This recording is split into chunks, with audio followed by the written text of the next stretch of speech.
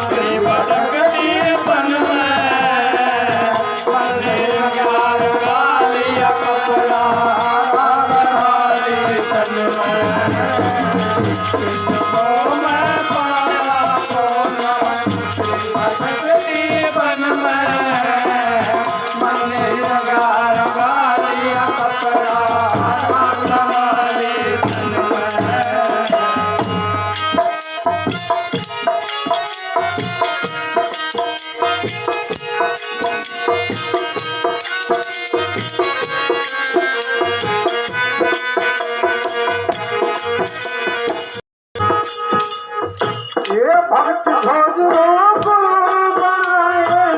सोना कटी पंडित भगत माय मन जाके मथुरा खाती। पंडित भगत माय मन जाके मथुरा खाती। पाखरी में देख पूछे मैं रही शरण के सारी उम्र बजाया तुम्बा नाम गाया विनाशी। ओ सारी उम्र बजाया तुम्बा नाम गाया विनाशी। आते देवता मधुर मचाने में लगी रही पूजन में मन नहीं रंगा रंगा लिया कपड़ा राख रमाई तन में।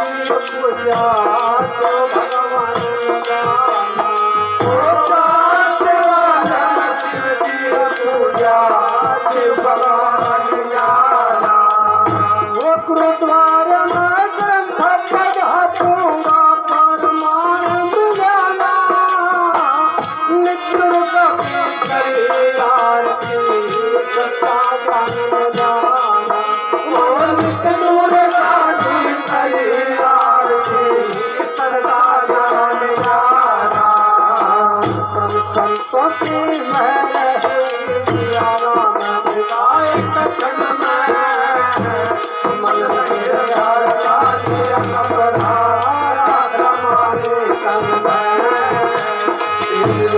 मैं पाया तो मन फिरे भगत के मन में मन नहीं राजा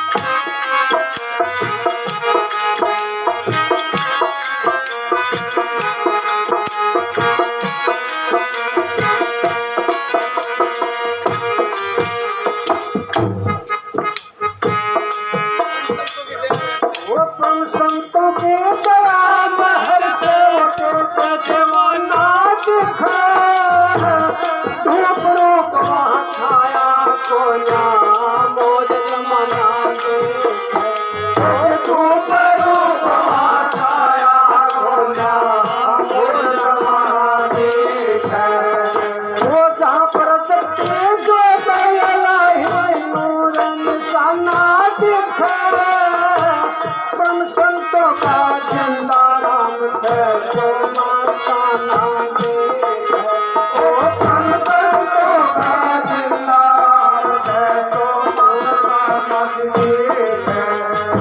आया तुमसे परमात्मा और सेवा कर जा कृपा करना मन में भावना अपना राजा मारे संग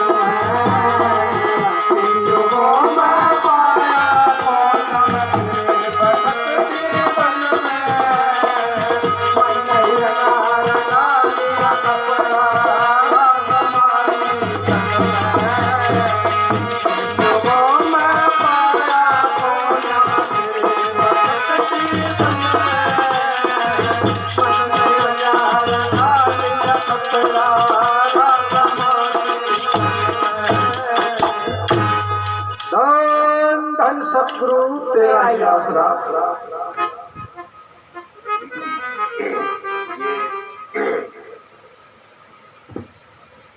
रहस्य जो बंद था संतों ने आकर के खोला। 3 युगों के अंदर संत प्रकट नहीं आए हर युग में, लेकिन वो बहुत थोड़ा काम किया गुप्त में। सतयुग के अंदर सतप्रधान था।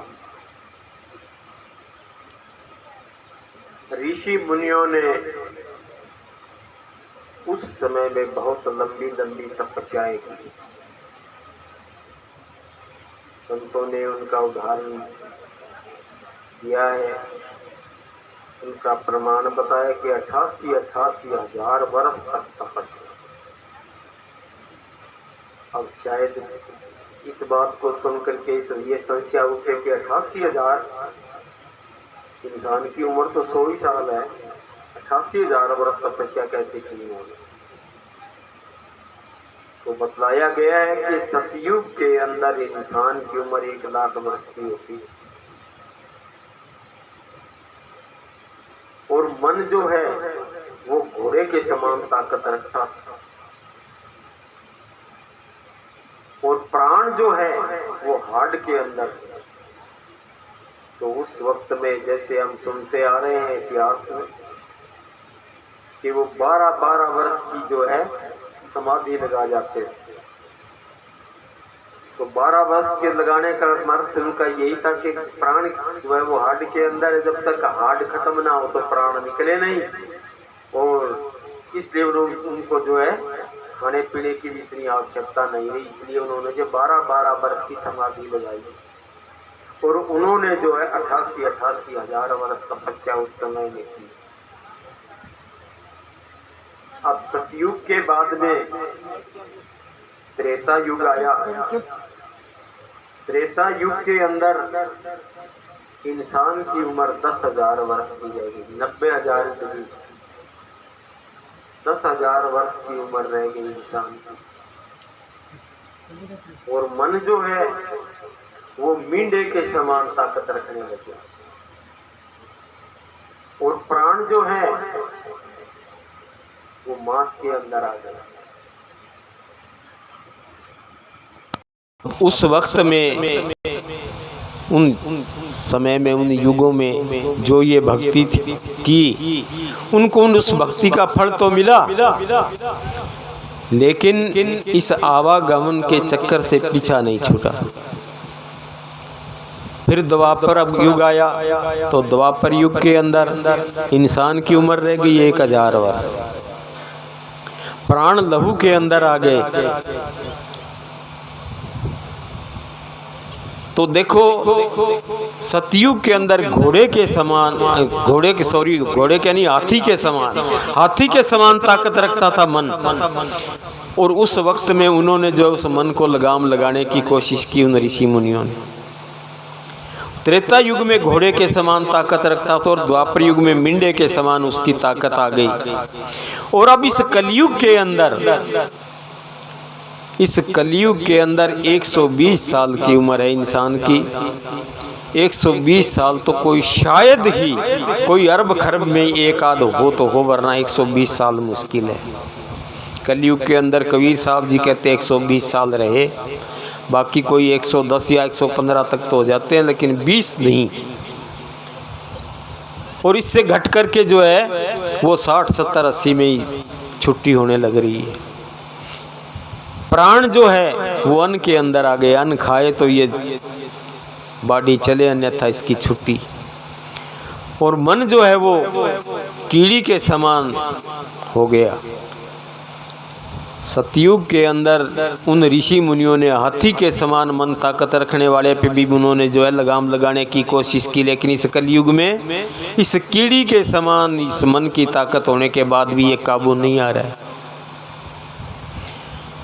तो सतयुग के अंदर तप प्रधान था, त्रेता युग के अंदर जो है योग प्रधान था, द्वापर युग के अंदर कर्मकांड प्रधान था। अब ये कलयुग आ गया। कलयुग के अंदर जो है शास्त्रों के अंदर भी लिखा है, अगर कोई पढ़ा लिखा उनकी अगर देखना चाहे, उसकी पुष्टि करना चाहे तो शास्त्रों को उठा करके पढ़े। संतों ने बतलाया कि कलयुग केवल नाम आधारा, सुमर सुमर नर उतरो पार। कलयुग के अंदर एक नाम की भक्ति बताई है। बाकी वो जो पीछे की 3 युगों की जो भक्ति थी लग रही है, दुनिया आज भी लग रही है, लेकिन उनका फल जो है उस समय था, आज उसका फल नहीं है। आज कलयुग के अंदर सिर्फ नाम की भक्ति का फल, अगर कोई नाम की भक्ति करेगा तो उसकी नया पार हो। तो इस तरह से जो इस शब्द के अंदर जो दर्शाया गया कि 3 युगों में फिरी भटकती, क्या बोला? 3 युगों में पाया कोना, फिरी भटकती वन में।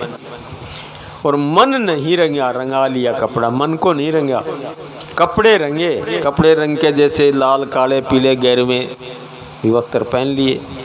तो कबीर साहब जी कहते हैं कि बाणा बदलो 100 बार। ये तो तन के कपड़े हैं, इनको आप 100 बार बदल लो, चाहे इनके बदलने से कोई फर्क पड़ने वाला नहीं है। बाणा बदलो 100 बार, जे बदल जाए मन तो जाए बेड़ा पार। मन को बदलने की जरूरत है। और ये मन जो है चिट्ठी के सामान ताकत रखने वाला, इस कलयुग के जीव से जो है ये काबू में आना बड़ा मुश्किल हो रहा है। संतों के पास इसकी विधि है। लेकिन आज का समय जो है वो ऐसा आ गया कि ये जीव जो है नमक हरामी हो गया। माँ के गर्भ में जब था तो मालिक से इसने करार किया था कि मैं तेरा श्वास श्वास पे भजन करूंगा, तो मुझे बाहर निकाल, और बाहर आकर के ये भूल गया, नमक हरामी हो गया, वो वादा भूल गया। संतों के पास वो विधि है, और वो विधि है सिर्फ नाम की कमाई। अब संतों की शरण में तो जाने से ये मन जो है परहेज करता है।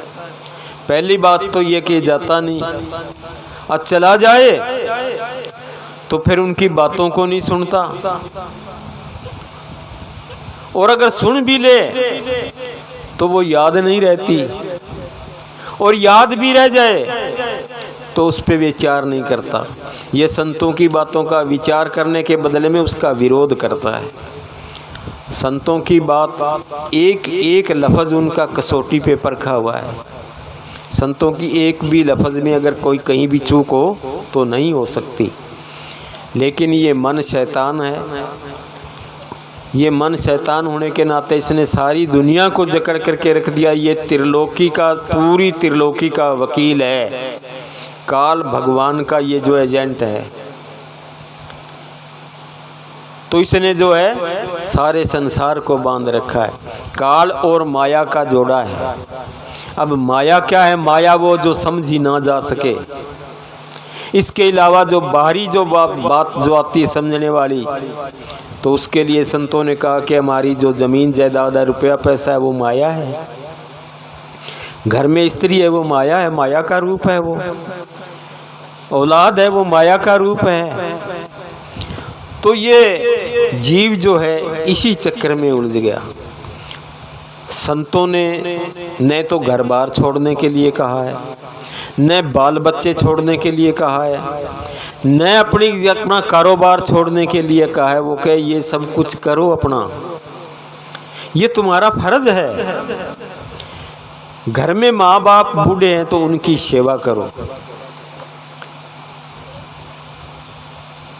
अपने बाल बच्चों की परवरिश करो, उनको पढ़ाओ लिखाओ, उनको अपने पैरों पे खड़े होने के योग्य बनाओ, अपने भाई बहनों से अच्छा व्यवहार करो, अपने रिश्तेदारों से, अपने आसपास के पड़ोसियों से, अपने परिवार वालों से उनसे अच्छा व्यवहार करो। और इसके साथ साथ जो है किसी पूर्ण फकीर की शरण लेकर के वो राम नाम की कमाई करो, मुफ्त की है, उसमें कुछ नहीं लगता तेरा। कबीर साहब जी कहते हैं तू सतगुर सतगुर बोल, तेरा क्या लगता है मौला रे, तेरा इसमें क्या लगे, तेरा कोई पैसा पाई तो नहीं लगता। अरे तेरे को राम राम ही तो करना है। लेकिन ये होना बड़ा मुश्किल हो रहा है। जो संत शरण गए हैं, संतों के जो उपदेश सुने हैं, उनको इस बात का पता है। संत कहते हैं वो राम नाम का गुरु मंत्र उसको दे करके कहते हैं भाई इस नाम का सुमरण करना है। और सुमरण भी बिल्कुल आसान विधि में, कोई भी कठिनाई नहीं उसमें। आराम से अपने घर में बैठ करके, अपने घर का काम है, दिन भर अपने घर का काम करो। शाम के वक्त में अपना जो है खाने से पहले अगर समय लगता है तो 10-20 मिनट, आधा घंटा, जितना समय लगे उतना मालिक के नाम पे लगाओ। अगर नहीं लगता है तो कोई बात नहीं, शरीर है ये, काम करेंगे तो थकान मानेगा ये। खा पी करके चलो मालिक का नाम लेके सो जाओ। अरे भाई सुबह 3 या 4 बजे तो जाग जो है अवश्य आ जाएगी, सो करके हम जो है पूरी तरह फ्रेश हो जाएंगे। भाई उस वक्त होकर के भी जो है ना उठ करके तेरा आधा घंटा जो लगे वो समय लगा, और उसके बाद तेरे घर का काम काज कर। तेरा खेत का है, कोई व्यापार का है, कोई दुकानदारी का है, कोई नौकरी का, जो भी है। संत किसी का काम काज नहीं छुड़वाते। अब इतना होने के बाद में अब बोलो आसानी में क्या, कौन सी इसमें कमी रह गई? और वो भी आराम से घर में बैठ करके। संत कहते हैं अगर कोई आसान काम है तो भजन सुमन है, और मुश्किल अगर कहें तो फिर इससे बढ़ करके मुश्किल भी नहीं है। आसान तो इसलिए है कि आप देखो, जमींदार खेत के अंदर काम करता है, कितनी कड़कती धूप होती है, कितनी तपती लू चल रही है, वो उसमें भी काम कर रहा है, कस्सी से चला रहा है। सर्दी के समय में कितनी गहरी सर्दी होती है, बर्फ जमती होती है, उसमें भी वो पानी लगाता है, काम करता है। तो इस तरह तो मुश्किल नहीं है ये, ऐसा तो इसमें कुछ नहीं करना पड़ता, घर में आराम से बैठ के तो राम राम करना है। लेकिन ये नहीं हो रहा, ये बड़े गजब की बात है, बड़े ताजुब की बात है। ये एक फौजी है, बॉर्डर पे खड़ा है, सर्दियों के टाइम के अंदर जिसकी हिमालय पर्वत की तरफ उधर ड्यूटी है, तो वहाँ बर्फ गिरती है, अब वो बर्फ में खड़ा हुआ ड्यूटी दे रहा है। लेकिन ये राम राम करना, ना ये बड़ा मुश्किल हो रहा है। गर्मियों के टाइम के अंदर लू चल रही है, उसका जैसलमेर के टिब्बों में ड्यूटी है, वहाँ खड़ा ड्यूटी दे रहा है, लेकिन ये राम राम करना जो है ये बड़ा मुश्किल हो रहा है। तो इतनी तो इसमें कोई दिक्कत ही नहीं है। तो इस तरह से संतों ने कहा, भाई तेरा जो है ये जीवन बड़ा अनमोल है, ये मानुष का चोला बड़ी मुद्दत से और बड़ी मुश्किल से पाया है, और ये पूरी 84 के सिर का मोड़ है। इसके बराबर में जो है चारों खानियों के अंदर देख लो नज़र पसार के, कोई भी ऐसा जीव जो नहीं कि इसके बराबर में होगी, इंसान के बराबर में। इंसान सबका मालिक है, लेकिन ये इंसान जो है इस मन और माया के चक्कर में फंस करके उस मालिक को ही भूल गया। इसको ये भी याद नहीं है कि एक दिन इस संसार से हमें यहाँ से जाना भी तो पड़ेगा। कोई याद नहीं इसको इस बात की भी। क्यों नहीं याद? इसीलिए नहीं कि ये जो है इस मन और माया के चक्कर के अंदर मैं फंस गया। हम जो काम कर रहे हैं वो काम वो करते हैं जो हमारा मन कहता है, हमारे मन में जो आई वो काम करते हैं। संसार में दो मत है, एक गुरु मत है और एक मन मत है। जो गुरु शरण में गए हैं, जिन्होंने गुरु से उपदेश लिया है, जिन्होंने गुरु की बात पे विश्वास किया, वो गुरु की बातों पे अटल है, वह गुरुमुख है। और जो मन की बात पे खड़े हैं वह मनमुख है। तो मन जो है ये तो इस त्रिलोकी का वकील है, ये उस निरंजन भगवान का वफादार नौकर है। इसको हुक्म है कि कोई भी जीव इस त्रिलोकी से निकल करके न चला जाए। हमें पता नहीं इस बात का, हमारे को भूल भरम का पर्दा लगा हुआ है। संत बताते हैं कि भाई तेरे को भूल भरम का पर्दा लग रहा है। क्या कभी हमने ये सोचा है कि हम कहाँ से आए थे और हमें क्या करना था और क्या करने लग रहे हैं, और जब ये जीवन छूट जाएगा तो हम कहाँ जाएंगे? क्या कोई हमारा ठिकाना है? नहीं, हमने इसके बारे में कुछ सोचा ही नहीं। संतों ने कहा कि जब से इसका रचना के अंदर आना हुआ, जो ये गर्भवास से बाहर आया, इसको भूल भरम का पर्दा लग गया। हमें कोई याद नहीं हम पीछे के जन्मों में क्या थे, कोई पता नहीं, क्योंकि हमें जो है वो भूल भरम का पर्दा लग रहा है, और आगे की जो है वो सुध बुध नहीं है हमें। तो इसलिए संत कहते हैं सात्विक भोजन करो, किसी संत की खोज करके, पूर्ण संत की शरण में जा कर के उनसे उपदेश लो। और उपदेश लेकर के ये भी नहीं कि हम चल भाई घर बैठ जाएं, कि चलो सत्संग सुन लिया और नाम ले लिया, अब वहाँ रोज़ रोज़ जाने में क्या पड़ा है। नहीं, कबीर साहब जी कहते हैं सतगुरु के दरबार में जाइए बारंबार। बारंबार जाने के लिए उन्होंने क्यों कहा? इसलिए कहा है कि हम एक ही बार में संतों का जो मिशन है उसको पूरा नहीं सुन पाते। वो जो है हर संगत के अंदर कोई ना कोई उसको नई बात सुनने के लिए मिलेगी। और न ही हम एक बार में सुन कर के सारी बातें याद कर सकते हैं। तो इसलिए बारंबार जाने के लिए कहा है।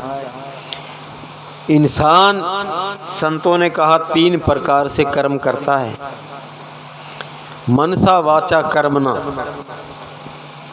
मन में हमने जो भी किसी के बारे में कोई बुरा भला जो सोचा तो कर्म लागू हो गया। हमने हमारे तन से कोई बुरा कर्म किया तो कर्म लागू है ही है। और वचन से भी अगर किसी को कुछ बोल दिया तो उससे भी कर्म लागू हो गया। और इसके अलावा चौथा कर्म फिर है कि हमने जिसने कुछ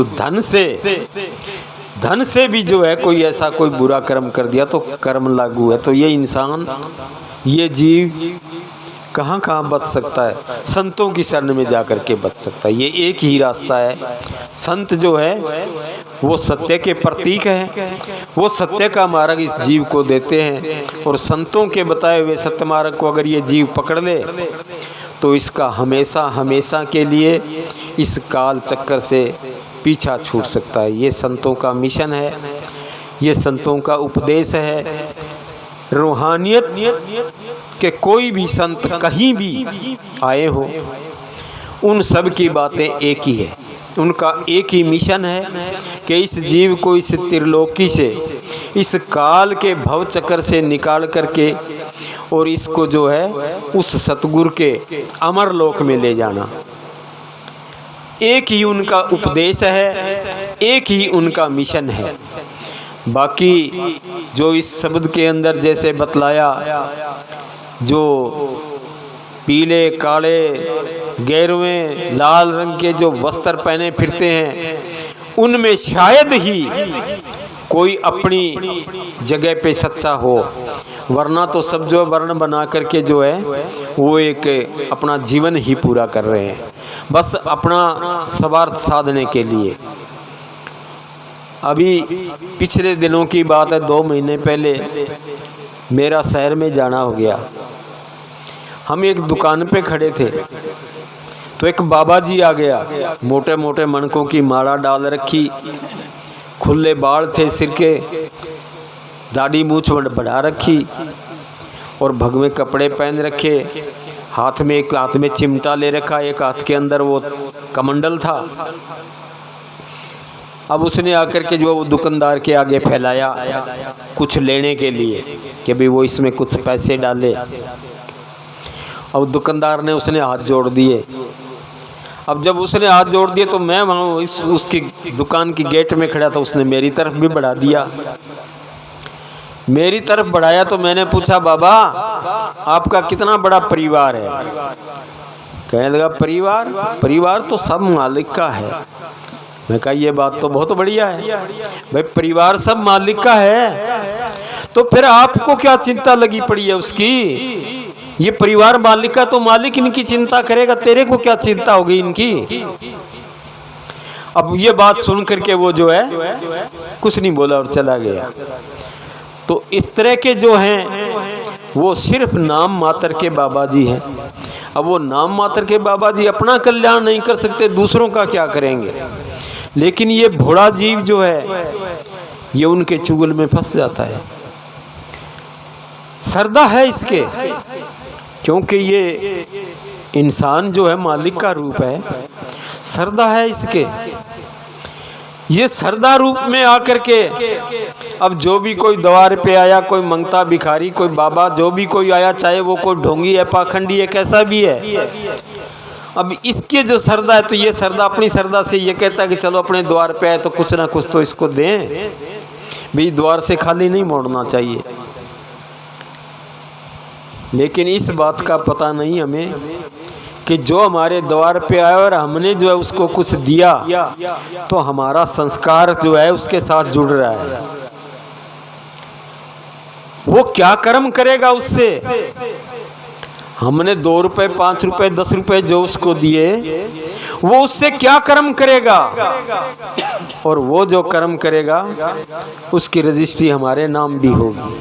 इस बात का पता नहीं है हमें। हम तो इस बात को सोच करके देते हैं कि चलो हमारे द्वार पे आया तो हमारे लिए चाहे कुछ करे, हमें उसको खाली नहीं मोड़ना चाहिए। लेकिन इस बात के बारे में हमें पता नहीं। संत इस बातों को समझाते हैं कि हमारा जब तक यहाँ से इस संसार से लेना देना समाप्त नहीं होगा, तो उसके लिए हमें जो है इस संसार के अंदर जन्म लेना ही पड़ेगा। संत कहते हैं अगर बच्चों के अंदर मोह रह गया तो सूरी का जन्म लेकर के आना पड़ेगा। इसलिए संत जो है वो ये कहते हैं कि आप रहो इनके बीच में, ये फर्ज आपका जो है आप पूरा करो, लेकिन आप इनके अंदर लिपायमान मत हो जाना। जिस तरह से जल की मुर्गावी होती है, पानी के अंदर रहती है, वो पानी में डुबकी तक लगा जाती है, लेकिन वो जब उड़ना चाहे तो अपने सूखे परों से उड़ जाती है, वो अपने परों को नहीं भीगने देती। जैसे शहद की मक्खी है, शहद की मक्खी शहद बनाती है और शहद बना करके वो उसको खाती है, तब वो एक किनारे पे बैठ करके जो है उस शहद का स्वाद लेती है। और जो मक्खी जो मेरे जैसी उसके बीच में घुसर जाती है शहद के, वो उसके पंख जो है वो शहद से लिपट जाते हैं, वो उड़ नहीं सकती, वो मरती है उसके अंदर फंस करके। तो संतों ने इस तरह कहा कि उस शहद की मक्खी की तरह जो है आप उसमें लिपट मत जाना, आप इस तरह से रहो कि जब जी चाहे उस मुर्गावी की तरह जो है आप उड़ारी भर जाओ।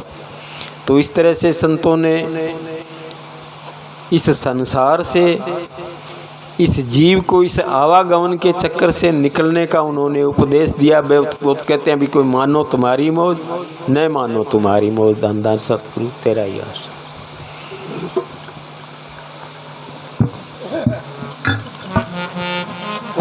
धन धन सत